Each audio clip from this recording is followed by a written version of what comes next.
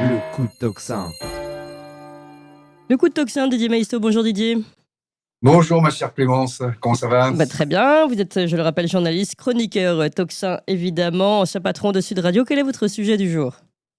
Alors, je vais vous parler du procès Sarkozy-Kadhafi. Et d'abord, je voudrais saluer François Asselineau, qui m'a invité samedi, je voulais le dire, donc je vais y aller. Il m'a invité à prendre la parole, puis il n'y a pas tellement de... Vous savez, je ne suis pas UPR, je suis encarté nulle part, mais il y a tellement peu de souverainistes et des gens qui sont capables de porter comme ça la parole du peuple français que j'ai accepté bien volontiers. La deuxième chose, je voudrais juste très rapidement rebondir sur ce qu'il a dit sur l'asile politique éventuellement accordé à Volodymyr Zelensky. Pourquoi pas? C'est pas ça qui me choque. Ce qui me choque, c'est que cet asile soit accordé éventuellement par quelqu'un qui est même pas toléré dans son propre pays. Parce que s'il n'avait pas tout un cordon de CRS et des imageries Potemkin autour de lui chaque fois qu'il met le pied dehors, il passerait un sale quart d'heure. Et je prétends que le jour où il est plus élu, il vaudra mieux pour lui, pour sa sécurité, qu'il s'exile très loin de la France avec un fort environnement sécuritaire. Je referme la parenthèse, à quel point il est haï, vomi et détesté dans le pays, tellement il lui a fait du mal. Alors, je voudrais parler de ce procès Sarkozy-Kadhafi, parce que on l'a vite enterré. Les Français ont un peu la mémoire courte quand même, parce qu'il y a un certain nombre de procès. Il y a bien sûr celui de Paul Bismuth, qui est un peu rocambolesque, mais il y a celui beaucoup plus grave du financement, prétendu financement illégal de la campagne de M. Sarkozy. Et vous savez que je connais très bien le sujet, pour y avoir travaillé, en avoir parlé dans mon dernier livre, d'avoir été interrogé par le parquet national financier, puisque j'avais porté plainte. D'abord, le parquet national financier s'était constitué, avait mené une enquête dans mes histoires de télévision. Après, j'ai dû porter plainte, et il avait souhaité m'entendre. Les quatre procureurs avaient souhaité m'entendre, et leur investigation était plus large. Mon affaire de télé n'était qu'une affaire dans les affaires concernant M. Sarkozy, qui a eu, on va dire, des façons de faire pour le moins étranges pour un président de la République. Ça avait commencé avec l'affaire de Karachi, on s'en souvient, qui aboutit à une espèce de farce plus de 30 ans après, avec M. Balladur. Et c'est bien le problème de M. Sarkozy, c'est qu'il y a toujours des intermédiaires bizarres, des mafieux, des gens de peu, des gens qui sont des terroristes internationaux. Et à telle enseigne que le PNF a fustigé hier un pacte de corruption, je reprends les mots du procureur, inconcevable, inouï et indécent. Un pacte de corruption inconcevable, inouï et indécent.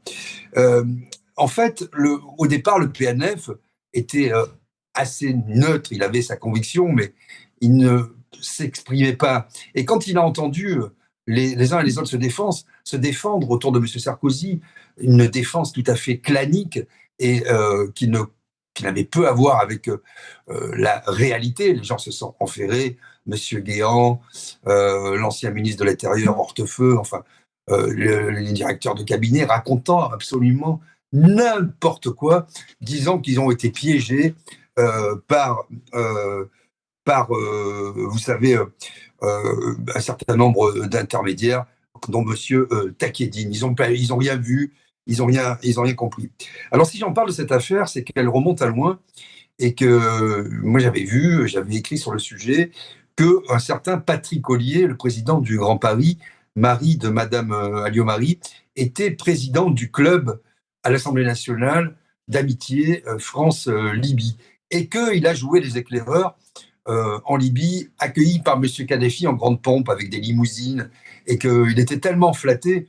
C'est un homme politique de petite envergure, tellement flatté qu'il ne se sentait plus tel le corbeau sur un arbre perché, promettant centrale nucléaire, tout et n'importe quoi à Kadhafi. Cela aboutit à la réception par M. Sarkozy de Mouammar Kadhafi en France, à Paris. Je travaillais 130 rue du Faubourg Saint-Honoré, à quelques encablures. Paris était complètement fermé, stocké, bouclé, au fur et à mesure que M. Kadhafi se promenait sous les ponts. Il avait ses Amazones sous une tente plantée à côté de l'Élysée, ces Amazones qui n'étaient pas des soldates, qui étaient ses esclaves sexuels, dont le plus jeune âge était 14 ans. Et je l'ai écrit tout ça à l'époque, et personne n'avait voulu. Il y avait quelqu'un de Paris Match aussi qui avait fait une enquête, qui a sorti un excellent bouquin. Ces jeunes filles, pour beaucoup, étaient recrutées dans le 8e arrondissement, dans les Champs-Élysées, sur les Champs-Élysées et dans toutes les rues adjacentes autour de l'Élysée. On leur promettait, elles étaient jeunes, naïves, des week-ends, et puis elles devenaient des esclaves sexuels. Pendant ce temps, toute la classe politique, M. Ollier en tête, allait se prosterner au pied de M. Kadhafi, aller boire le thé, et lui avait offert l'esprit des lois de Montesquieu, disant « il a changé, c'est un autre homme ». On a réhabilité un terroriste international. Et vous voyez, quand M. Sarkozy était la première fois à Tripoli, il a noué, et c'est ce que bien les réquisitoires n'en sont qu'au début, il y a encore aujourd'hui et demain, 2 jours et demi de réquisition, on verra bien, mais ça part très mal. Pour lui, cette instruction avait été ouverte le 23 septembre 1989, suite à l'explosion, vous savez, du vol UTA au-dessus du Niger. Et l'enquête de Bruguière avait permis d'identifier des ressortissants libyens, dont M. Abdallah Senoussi, qui était le beau-frère de M. Kadhafi, vice-président du service du renseignement libyen, qui a fourni l'engin explosif. Et bien sûr, c'est avec ces gens-là que M. Sarkozy et ses turiféraires et ses moines soldats ont discuté. Mais ils disent, on s'est fait piéger par M. Takedine. Qui peut croire des choses comme ça? Alors, si j'en parle aussi, c'est que évidemment, les Républicains ont comme figure tutélaire encore aujourd'hui M. Sarkozy. Et nous avons vu un certain nombre de défenseurs de M. Sarkozy qui sont devenus des objets médiatiques plus ou moins identifiés après avoir été sa plume ou son conseiller ou son ministre, nous expliquer qu'il y a un complot, des méchants juges, comment un homme aussi honnête. Et vous avez toute la droite, ce qu'il en reste, ou ce que prétend être la droite, entre M. Retailleau et M. Wauquiez, qui nous disent nous, ce qui compte, c'est l'indépendance et la souveraineté de la France. Ils restent évidemment dans l'Europe. Ils ne parlent plus de Frexit, ils restent dans l'OTAN, à la solde des États-Unis. On ne sait pas lesquels, puisqu'ils n'aiment pas Trump. Mais ils l'aiment quand même, on ne sait pas bien, on ne comprend pas. Donc, ils donnent des leçons de politique générale et de politique étrangère à tout le monde. Mais voyez-vous, le parquet financier, dans sa réquisition, a parlé de risque pour la souveraineté de la France. Et c'est bien ce qui s'est passé, parce qu'on verra quelle sera la peine, qu'est-ce qui sera demandé pour M. Sarkozy. Mais si vous voulez, le fait d'aller comme ça dans un pays étranger, en Libye, dont le dirigeant est un terroriste international, mis au banc de l'humanité, mis au banc de tous les pays, aller quémander de l'argent pour financer sa campagne. Et on a retrouvé 440 000 euros, par exemple, de virement d'un proche du régime de Kadhafi vers un proche de M. Sarkozy. Et on dit, mais on n'a pas pu établir, il n'y a pas d'ordre, écrit, on ne sait pas, etc.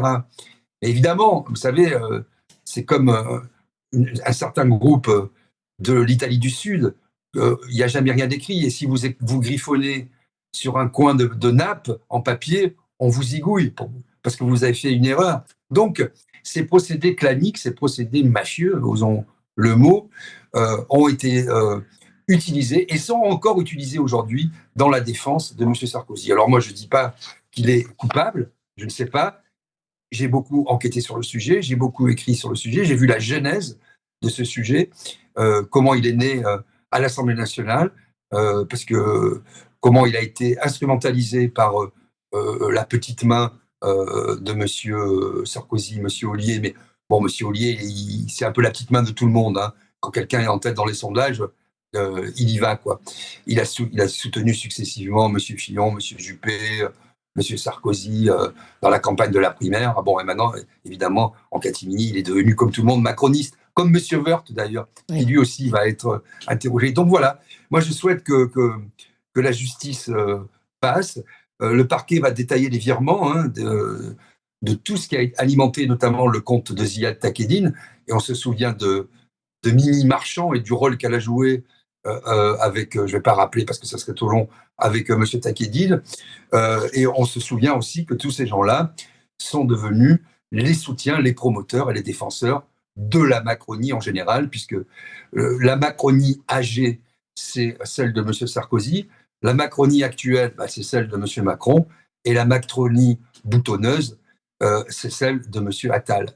Mais cela procède de la même idée, d'une certaine idée, non pas de la France, mais d'une certaine idée des affaires, d'une certaine idée de l'affairisme et d'un clanisme qui ne devrait pas avoir lieu en République. Pour finir, je dis que M. Chirac était sans doute, qu'on l'aime ou pas, de ce point de vue, encore un président de la République. Et je le dis à votre antenne, puisque si Charles Millon nous écoute, Charles Millon, c'est un vieil ami, il était ministre de la Défense, on se voyait souvent à l'époque, et Chirac lui avait demandé de cesser les commissions suite à l'affaire Karachi, parce que tout le monde était au courant. Aujourd'hui, tous les gens qui font la promotion de M. Sarkozy ou qui vont sur les chaînes de télé dire c'est un complot des juges, étaient au courant des commissions, des rétrocommissions, parce que M. Chirac a fait cesser ça de façon officielle. Oui. Et ça s'est arrêté. Et ensuite, le pouvoir politique, puisque la haute cour de justice, c'est une décision, c'est une cour de justice politique, c'est un simulacre de justice, a finalement innocenté M. Balladur, qui n'a pas bénéficié lui non plus le fonds, mais qui a vendu des t-shirts à son effigie, parce que c'était à l'époque, tout le monde s'en souvient, une telle rockstar que les jeunes filles en folie et les jeunes hommes aussi voulaient à tout prix des briquets, bics, des stylos bics et des t-shirts à l'effigie de M. Balladur. Oui. Il est temps que cette classe politique décanille, dégage, soit atomisée façon puzzle, parce que les mêmes causes produisent les mêmes effets, que toute la justice passe. Et la PNF, pour une fois, a l'air décidée, parce que la défense était tellement grotesque. Mais au bout du bout, c'est la France, comme l'a dit Ramayad, mon ami Ramayad, la seule courageuse à l'époque. La France n'est pas un paillasson sur lequel on peut s'essuyer les pieds quand M. Kadhafi était venu, qui a été ensuite assassiné dans des conditions effroyables avec le concours des services secrets français. Voilà toute la vérité. Les mots sont durs, mais vous allez voir que dans 2 jours, aujourd'hui et demain, les réquisitions vont être terribles et que sans doute, on en saura un peu plus sur ces financements venus de Libye. Oui, écoutez, en tout cas, c'est une affaire qu'on va, je le rappelle à tous, suivre avec notre chronique Police-Justice demain, évidemment. C'est un sujet très important, Didier Maisto. On verra aussi si le PNF lui-même, vous disiez, il faut arrêter l'esprit clanique, mais si le PNF lui-même n'est pas également clanique. C'est toutes ces questions qu'on se posera demain en Police-Justice. Merci encore, Didier Maisto, ancien patron de Sud Radio et chroniqueur Tocsin. Vous avez aimé cette émission, vous voulez que l'on continue d'exister et de creuser ces sujets. Sachez que nous n'avons ni subvention, ni milliardaires, ni oligarques derrière nous, que nous ne dépendons que de vous. Donc faites un don à tocsin-media.fr, tocsin-media.fr, et encore mieux, faites un don régulier pour que nous continuions d'exister. Merci.